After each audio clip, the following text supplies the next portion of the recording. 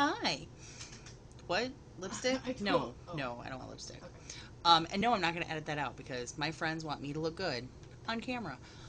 Originally, my plan was to take you on a tour of my fridge, but I was on my way over to my friend's house where I get to exist with no children for just a little bit, and it keeps me sane. And on the way over here, I heard a Tom Petty song, and it was all like Tom Petty-ish, and Tom Petty, I'm not Bob Dylan, whatever. And it was really cool because it was the one song, the one song, and it was well, it's all right. It's all right. Best you can do is forgive. And I was like, oh, son of a, that's fantastic. That is exactly what I wanted to talk about.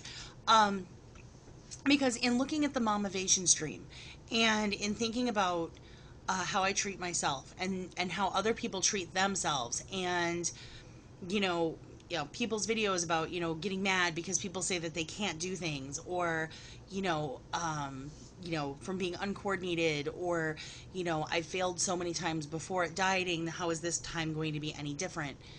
And I think that the breakthrough for almost anyone in fitness, whether they realize it consciously or not, is that moment where you forgive yourself for, I don't know, eating a box of Twinkies when you were 12, or forgiving yourself for being on a diet and not being able to sustain, 1,200 calories or some insane other number for the long term.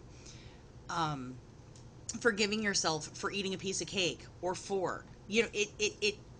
And it all builds up over time until you become this person who is so ashamed and feels so rotten that it to even consider becoming fit becomes this like huge deal that you just can't possibly attain, because it's for other people. It's for people who are, if you need to lose 10 pounds, it's for the people who are 5 pounds overweight. If you're 155 pounds overweight, it's for those girls who only need to lose 20 pounds.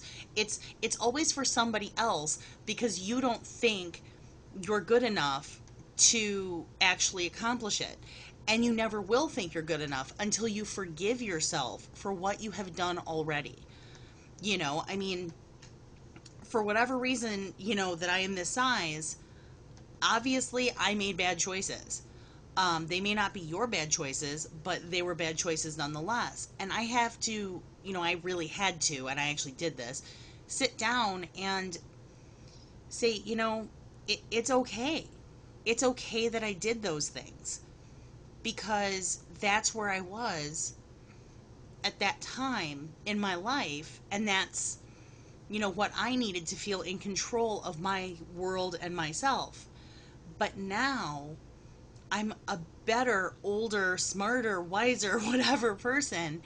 And, I've got these kids that I have to take care of, and, make sure they're not all in the head, and because, I mean, even if we have money, it's not like I want to, like, spend it all on therapy bills.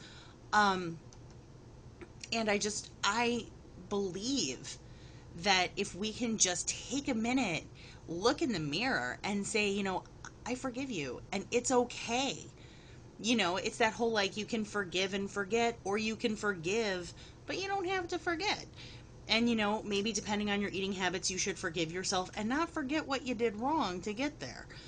And that way, you can start with yourself with a clean slate, and it can kind of be like, oh, hey,